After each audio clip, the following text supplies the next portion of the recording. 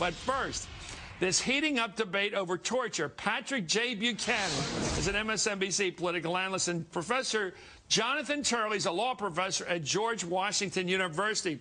Professor Turley, I'm just wondering what could happen now. 2,000 more graphics pictures show up of these horrible hot dogging of these prisoners over there, nudity, dogs, all the works probably to come, dog collars probably this time around again. But the president says no Truth Commission. The president says, and through his spokesman, Robert Gibbs today, no independent counsel. The president says no prosecution of the underlings. What's that leave? Well, it's a curious thing, because the president just said the day before that he would not intervene or get involved in what is a decision for the Attorney General. And yet he's now making a statement through his spokesperson that is the ultimate decision of an Attorney General, whether the Department of Justice itself needs to appoint a special prosecutor in order to prosecute. Now, it's not clear what the president means by his statement, but Holder would have to appoint a special prosecutor. It would be ridiculous for the Justice Department to investigate itself, because there are both career and political people at Justice that were allegedly involved. Okay, suppose we had Ramsey Clark as Attorney General right now, a real flaming lib who really wanted to get to the bottom of this and really wanted to hang some people high. What crimes in the U.S. Code could he try people for? Well, there's no question. No one has debated that it's a crime under the United States Code, 18 U.S.C. Code, to commit torture. Nobody's debating that. And more importantly, we're obligated in this country under Article 7 of the Convention Against Torture, for example, to submit these cases for prosecution. Indeed, recently a UN official said that we're probably in violation now because we helped write that treaty, and it obligates countries to investigate and prosecute. So we're not supposed to be like Serbia, where we say, look, this just isn't a good time for us to investigate torture. It's an inconvenient thing. It's going to be divisive. None of that matters. Under the treaties that we helped write, a country is morally and legally obligated. Well, how come the Bush administration never prosecuted anybody? Because they were violating the law. It's not too surprising that the people... they're all guilty. Well, it's not too surprising that the people that ordered a war crime didn't take these treaties very seriously. Patrick Buchanan. I think what's going to happen, the commission is dead, but I don't think the president, this is up to Holder. This isn't up to the president of the United States, whether you appoint an independent counsel. I think what's coming, Chris, is the liberal wing in Congress will go all out and have a committee investigation. They will conclude that war crimes, torture was committed, war crimes, maybe people perjured themselves, and they will send this down to the Department of Justice. And at that point, you're liable to get enough heat on Holder that he's either going to have to sit on this and say, I'm not going to do it. Why? If, as is true, these laws have been violated, or he appoints an independent counsel. And frankly, I don't know how Barack Obama says, don't prosecute him and then prosecute him. What is the precedent for a United States prosecution of torture? Is there any such precedent? Yeah, we helped create it. No, we ever done this in our 300-year history of war? Yeah, as long as they weren't Americans. We prosecuted people after World War II for waterboarding, not just for torture, for this specific form of torture. The U.S. Senate led the fight to prosecute a U.S. commander in the Philippines. I know. You have a point of view here, and I appreciate that. That's why I want you here. But do you believe this is plausible, that Eric Holder, who's center-left, he's not very far over, will do this?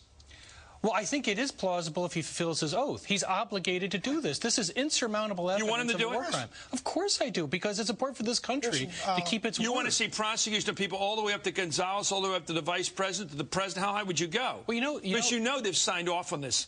We all know that. You know, Chris, the thing that disturbs me most, the thing that I think is most grotesque, is not the thought of prosecuting high-ranking officials. It's that high-ranking officials ordered war crimes.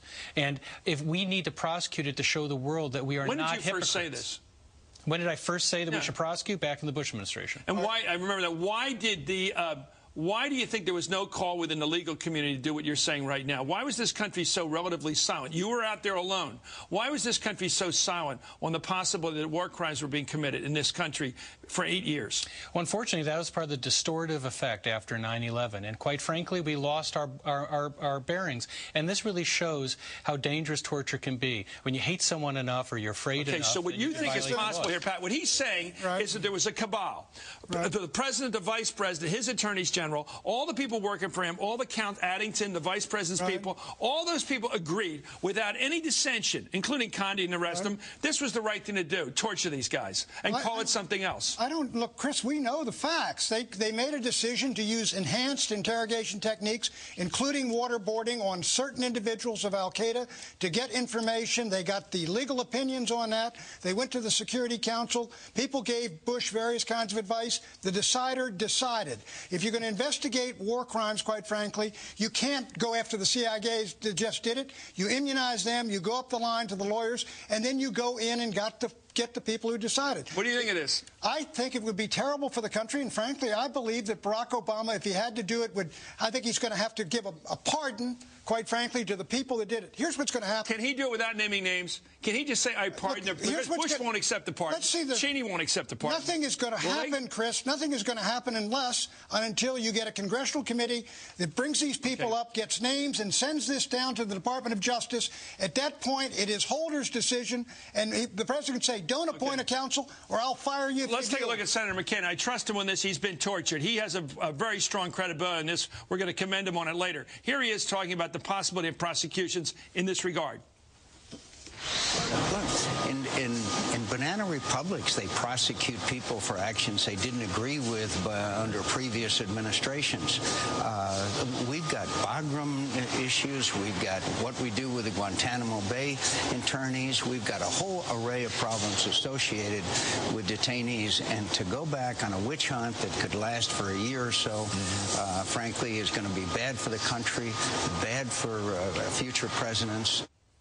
Well, is this, what are we looking at as a precedent? We don't have a precedent for this in our own country. Well, first of all, I'm not too sure what the senator means. A banana republic is a country that allows its leaders to commit crimes and doesn't prosecute them. It's a country that doesn't subscribe to the rule of law. No, it's a country in which if you lose an election or you get overthrown by a coup, you get your ass out of that country fast because the guy just got in there is going to kill you. No, that's what he's talking about. What happens is the test of a character of a nation is whether it's He's saying that there's political retribution in third world countries against anybody that gets thrown out of power. It's not retribution to enforce the laws. That's the definition of a nation. So you don't accept what he just said? Absolutely not. You got Fujimori down in Peru who's just been prosecuted and convicted for what he did while in office. McCain is right about what is best for this nation. But Fujimori is probably guilty.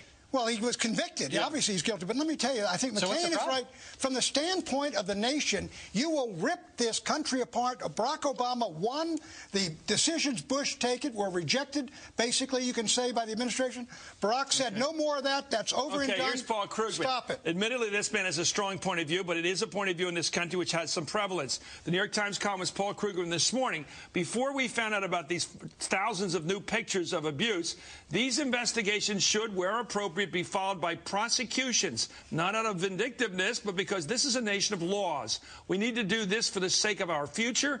For this isn't about looking backward. It's about looking forward, because it's about reclaiming America's soul. The polls today show that the American people still support enhanced interrogation techniques if you're dealing with Al-Qaeda types and if you're trying to stop 9/11. It doesn't matter whether a crime is popular. Oh, listen, I'm telling you, it does matter whether you're going to tear the country apart.